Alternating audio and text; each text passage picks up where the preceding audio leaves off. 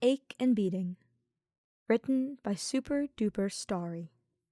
Read by Rashi. The moment feels so still, like it will shatter if I touch it, and cut me, and cut him. Whether Shuichi notices, he says not a word. His cool fingers prickle my scalp as they drive through my hair, pulling it back. Then follows the brush. His movements are deft, gentle as ever. I wish I could close my eyes and sink into him and never come up for air. "Supposed to be a nice day," he says idly. "Clear skies, pleasant temperature." I stare at the wall opposite us. "So, we'll be in an air-conditioned room. We will likely not leave it before sundown." "I'm just saying," he mumbles. I wish he wouldn't rake in a clump of my hair and just tug it. But he doesn't. He's Shuichi. He won't. "Maybe it's a good sign," he ventures, voice at a raspy temper. I knew if I push any more, he'll admit to being exhausted. I do it anyway. "I don't like that." "Why not? How can we rely on something like that? Something so ephemeral. It's not real. Nothing's real. Maybe nothing ever has been real. But perhaps I hate it." I'm being petty. "I hate it.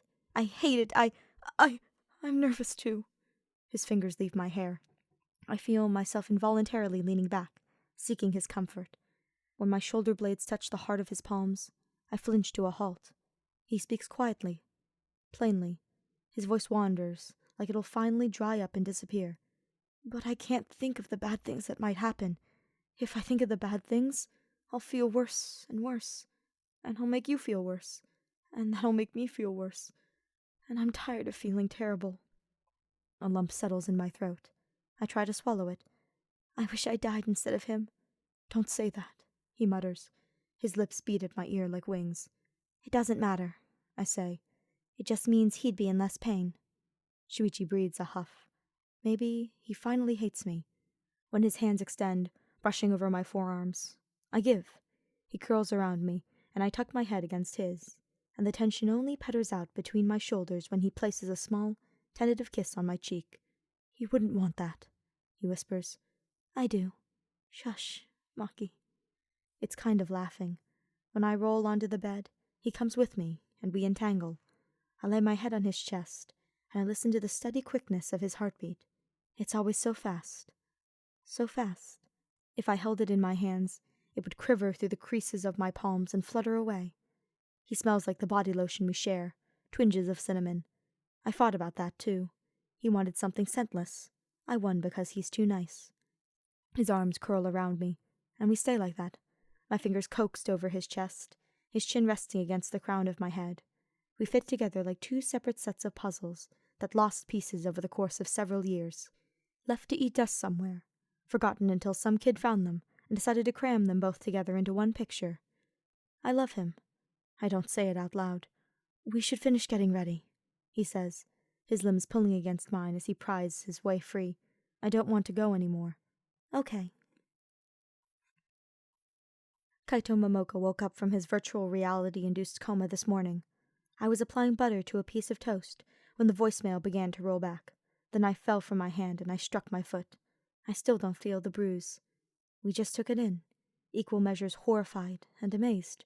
The way the show's neural engineers explained it to us, there was space in the budget set aside for them to ease consciousness back into people who lost during the game. It was a shock, feeling anything after death, and then learning to accept that every last sensation pumped into your bloodstream during the season was a lie.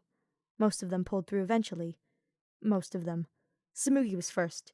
She'd had her memories relatively intact anyways. It was like writing in a character's death for a movie and then scribbling it out before finishing the script. We tried to avoid Tsumugi. Kaede, second. The engineers said she was too much of a fighter to come out any later. She'd almost managed it before season 53 had ended.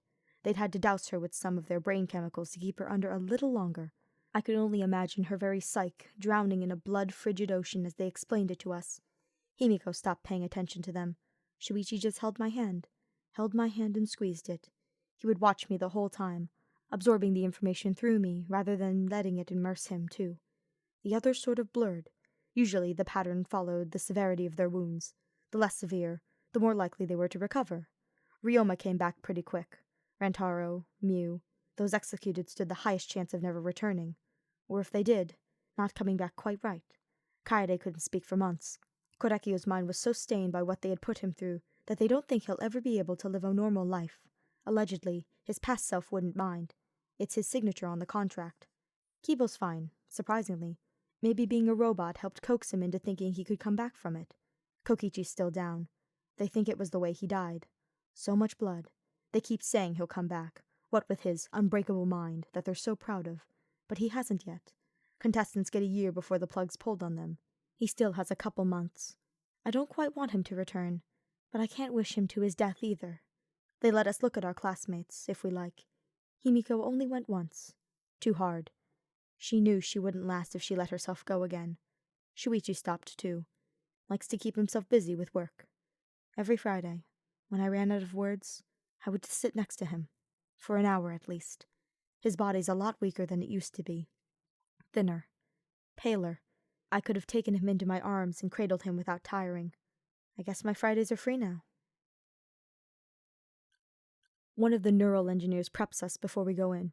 He's already started speaking, they let us know, but he hasn't shared much. We're not entirely certain how he'll react to other stimuli. That's us. We would appreciate it if you could stay with him for at least 20 minutes, but feel free to leave afterwards if the situation is too uncomfortable for you.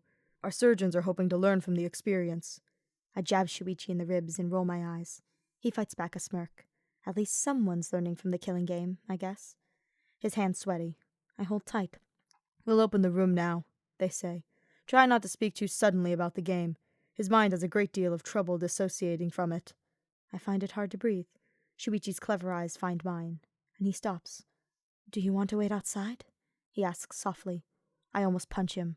I feel my hand quivering in his, and smiles faintly. This could be painful, he adds. You're not going in there alone, I mutter. He doesn't say it, but I watch the relief stagger his posture. I hate you, I add. Forget I asked. We share another look before he reaches out and clasps the cool metal door. No windows. So all we have to tantalize us in the heart-wrenching seconds between that door opening all the way and him seeing us is our imagination.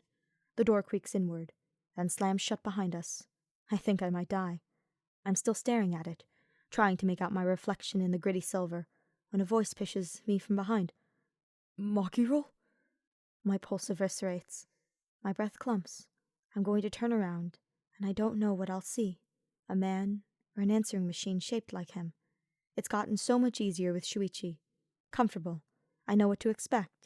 And that moment I look back, everything is going to break all over again. And I know, no matter what, things between us will not stand still in the same place they once were. Tired, pained, lined in grief, but easy. At least when Kaito was dead, we had an idea of how things had to be. Our only option. The only choice. Now. Maki. Tersely. It's you, isn't it? Like Shuichi isn't even in the room. The waver in his tone makes my eyes well up, and my movement is mechanical. He looks so tired. His galaxy eyelet visor ringed in ugly shadows. The curve and swell of his musculature has weakened considerably. He's so pale, he might as well be a ghost hiding in his bed sheets. His hair's mused and tangled, long and purple about his face. I stumble a step forward before I stop. Shuichi hasn't moved a beat. His muddied, yellow-brown gaze has stilled, shimmery like glass. I think it's just the shock, but then I watch his mouth twitch and brow pucker, and I realize that, no, he is terrified. I saw it most clearly the morning we came to see Kaede, and when she opened her mouth, she just started coughing. Coughing. Coughing. Blood leaked out. He couldn't move, kept running his hand along her back, until blood flecked his skin. I had to pull him away. Shutting my eyes, I turn from him now. Not now. Not right now. As my heart punches its way through my chest, and I shake all over, my legs desperate to steal a little closer. I clamber over to the foot of Kaito's bed, and when I sit in front of him, the frame jingles. He just stares at me. Stares, and stares, and stares. Yes, I finally say. It's me. His lips crack into a frail grin. Sorry I left you back there without an answer. At first, I don't know what he's talking about, but then I remember. I told him I loved him as he lay breathing his last. My cheeks color. Don't worry about that. Feels like a lifetime ago.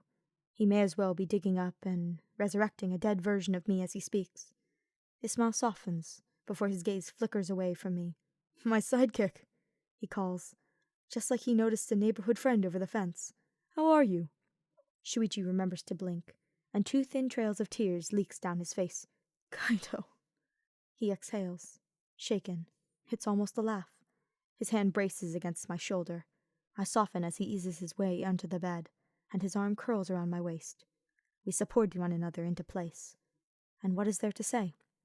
I take it Kokichi's plan to end the killing game didn't work? Kaito ventures, and his words tie a string around my throat that yanks me past Shuichi. I'm shivering and cold. Cold. Cold. And my hands are so empty. So empty. And he's right there. And he stills as I crawl frantically over to him and force myself into his face, and grab him and take him into my arms and hug him as tightly as I dare. His arms lay slack at his sides at first. Then they flutter around my back, and his weak hands make fists that tear into my clothes. My body cushions his head.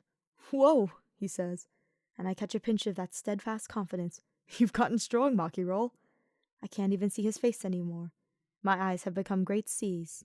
Even stronger than the luminary of the stars, huh? This can't be. I sob silently and I clutch him, and I listen for his pulse, and I don't cease until I felt it. It takes a while. My fingers shake so badly. Shuichi manages to force a few words out. Yeah, she's an assassin, Kaito. She was always stronger than you. Not anymore, but we have to feed him the present day in spoonfuls. Kirumi screamed at us until we left her alone when we told her there was no senator searching for her. Their minds are these shattered eggshells, one engineer tried to explain. There's a few very clear pieces still glued together that they hang on to. They're only lifelines, and if we start trying to fill in the sections that aren't all the way there, they'll freak. They don't fit right. I think of Kaito's grandeur, his mind-burned lines rehearsed on oceans as vast as the soul, and the very heavens peeling back to greet the great luminary's fire-bright touch, and I don't know what to say. I don't know what will trigger him, and what will make him hate me for the rest of my life, what will ease him into the only truth I have left, that I need him here, and that I am going to wither away and starve like a light-forsaken plant the moment his grip weakens on me. Please don't let go. As if I've warded him away through the power of my thoughts alone. His hands waver. A decrepit sound escapes me. Hey, he murmurs, and I notice, breathing way too hard, that only one of his hands has released me. The other tightens as his arm pulls me close. He tugs against me, reaching past to grab onto something else. And then suddenly, Shuichi is beside me, catatonic, but for the gentle pressure of Kaito's fingers, easing his frigid breaths into sounds. It's okay, he says, like he's comforting us. Shuichi hears it too, and starts to laugh.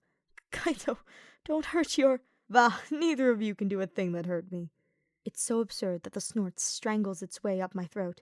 You want to test that? I ask. No need. I know it. Whatever, Kaito, I mutter. Now he's laughing too, slow and steady. Shuichi and I tense at the way it grates his voice, but I don't think he notices. Kaito's hand roves slowly up my back, never once pulling away from me, slipping around to the front so that he can cut my face. I feel myself leaning a little into him, testing his strength. I only give him as much as he can hold, without trembling. It's not much. I never thought I'd see you again, he breathes, and the stupid tears cut back down my cheeks. I love you. It comes rocketing out of me, relentless. I breathe in painfully and shoot it back out. I love you, Kaito. He just gazes at me, eyes soft with wonder. Stars in his pupils, delicate lights. Shuichi jerks at my side. I'm sorry, I mumble to him, but I love you too, Shuichi whispers, and it's like all the weight in his tightly wretched complexion has evaporated, leaving behind just the remains of a dream. He takes in another breath that quivers on his lips. Kaito, I've loved you for so long, I don't think I could ever stop. Oh. The release is so sudden, I almost lose my breath. One of my hands drops from Kaito's back. Shuichi snatches it up, pressing it hard against his mouth. I almost pass out, but for the surety of them holding me up. I would have missed the blush on Kaito's face were it not so stark. He blinks, gaze riveting between us, then admits, I was not prepared for this. Oh, oh, is it too much? Are our wishes fracturing his very mind? What if we... Maki, he whispers, voice breathy, and my mind shuts down. His lips ghost over mine, teasing, before they snatch a warm kiss from my mouth. He pulls back just enough for me to catch the wistful expression on his face. Then he turns to Shuichi, whose eyes have yet to dry. Gently, he kisses him, reaching up to thumb away a tear tract, and my heart twists, feeling whole. I thought, he starts saying, glancing between us, I don't know, you had this sense about you when you came in. Like you'd, moved on. From him? The concept is so absurd that I share a bewildered look with Shuichi. All we can do is laugh. Never, he says. Not when there was a chance. But I hadn't expected he would just... that he would. Both of us could. Perhaps the fractures in his brain are good for making obvious solutions out of what had seemed so impossible. Kaito takes us both in, and we don't even have to say a word to know, to both curl around one of his sides, cushioning him. He steals each one of our hands and settles between us, and my smile hurts, and he doesn't smell like the man I knew as the luminary.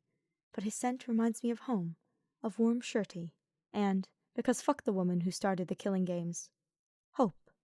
He buries me in kisses, then turns to Shuichi like it's the most natural thing in the world.